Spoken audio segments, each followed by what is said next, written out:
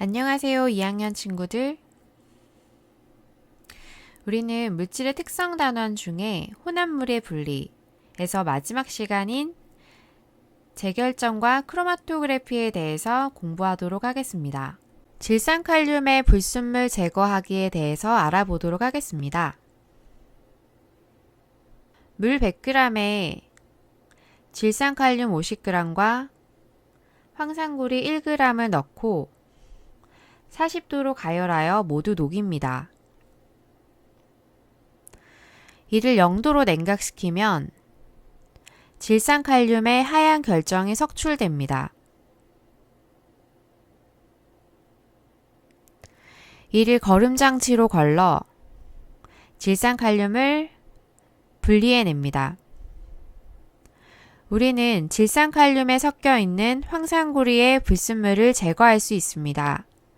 이와 같은 과정을 재결정이라고 합니다. 재결정은 다시 결정을 만들어 순도를 높인다 또는 순수한 물질을 얻는 것을 말합니다. 40도의 물 100g에는 질산칼륨 50g과 황산구리 1g이 녹아 있습니다. 이것을 0도로 냉각시키면 질산칼륨의 경우 용해도가 13.6g, 황산구리의 경우 용해도가 14.2g이 됩니다. 질산칼륨의 경우는 현재 버스에 타고 있는 사람은 50명인데 0도가 되면 버스가 작아져서 최대로 탈 수 있는 인원이 13.6명이 되는 것입니다. 따라서 이 차이만큼이 결정으로 석출되게 됩니다. 불순물에 해당하는 황산구리는 현재 버스에 1명 타고 있는데 0도가 되더라도 최대로 탈 수 있는 인원이 14.2명이 되기 때문에 버스에서 1명도 내리지 않아도 됩니다. 따라서 석출이 일어나지 않습니다. 이처럼 불순물이 섞인 혼합물에서 순도 높은 질산칼륨을 분리할 수 있습니다. 재결정은 용액을 가열해서 높은 온도에서 용질을 모두 녹인 후 다시 냉각해서 용해도 차이만큼 용질을 석출시키는 방법입니다. 온도에 따른 용질의 용해도 차이를 이용하는 방법이며 불순물을 제거해서 순수한 결정을 얻는 방법입니다. 아스피린을 실험실에서 만들 때 재결정을 이용해서 불순물을 제거하며 천일염에 섞여 있는 불순물을 제거해서 정제소금을 넣는 것 역시 재결정에 해당합니다. 종이에 쓰여진 검정색 글씨에 물이 떨어지면 보라색, 초록색, 노란색 등으로 번져나가는 것을 본 적이 있을 겁니다. 이는 검정색은 여러 가지 색소를 섞어서 만들기 때문인데요. 색소들은 색깔만 다를 뿐 끓는 점, 용해도, 밀도 등의 물질의 특성이 같으므로 분리하기가 매우 어렵습니다. 이때 색소마다 물을 따라 이동하는 속도가 다르므로 각기 다른 위치에서 나타나게 되는데 이처럼 물질이 용매를 따라 이동하는 속도 차이를 이용한 분리 방법을 우리는 크로마토그래피라고 합니다.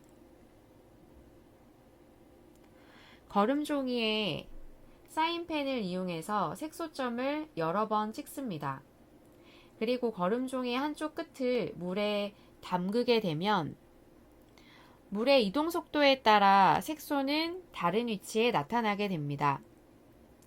시간이 지나고 거름종이를 살펴보게 되면 같이 출발했던 색소들이 각기 다른 위치에서 분리가 되는 것을 확인할 수 있습니다.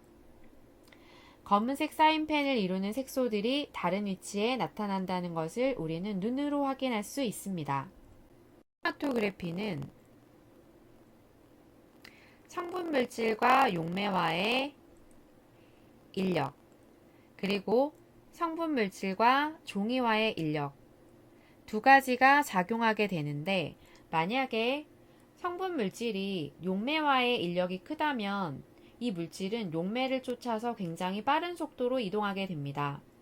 그리고 이 성분 물질이 종이와의 인력이 크다면 이 종이에 붙들려서 멀리 갈 수가 없습니다. 따라서 이동 속도의 차이가 나타나게 됩니다. 그리고 이 물질이 용매와 친한 정도 또는 종이와 친한 정도는 물질마다 다른 값을 가지기 때문에 물질 고유의 값이 되고 따라서 물질의 특성이 되게 됩니다. 크로마토그래피의 과정을 살펴보게 되면 용매의 이동이 시작이 되면 혼합물의 성분 물질이 성분별로 분리가 일어나기 시작합니다. 이때 성분 물질은 용매와의 인력이 큰지 또는 종이와의 인력이 큰지에 따라 만일 용매와 인력이 크다면 용매를 쫓아서 굉장히 빠른 속도로 이동하게 됩니다. 반대로 종이와 인력이 크다면 종이에 붙들려서 이동 속도가 굉장히 느려지게 됩니다.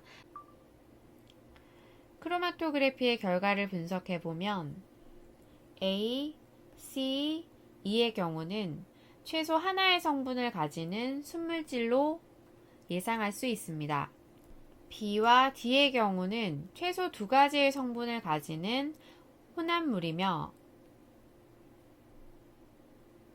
B는 A와 C를 포함한다는 것을 알 수가 있고 D는 E와 C를 포함한다는 것을 알 수가 있습니다.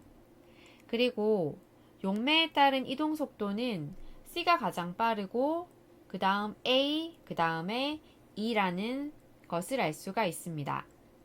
크로마토그래피를 정리해보면 크로마토그래피의 장점은 다른 분리 방법에 비해서 굉장히 간편하다는 장점을 가지고 있고 실제 이용되고 있는 사례로는 코로나 자가진단기가 있습니다. 코로나 자가진단기의 경우 특정 성분이 용매에 섞여 있다면 용매와 함께 이동해서 특정 위치에 나타나게 됩니다. 그리고 머리카락 등을 통한 금지 약물을 복용했는지 여부 조사를 할 수가 있습니다. 엽록소의 색소 분리 역시 크로마토그래피를 이용한 분리 방법입니다. 오늘 하루도 수고하셨습니다. 이상입니다.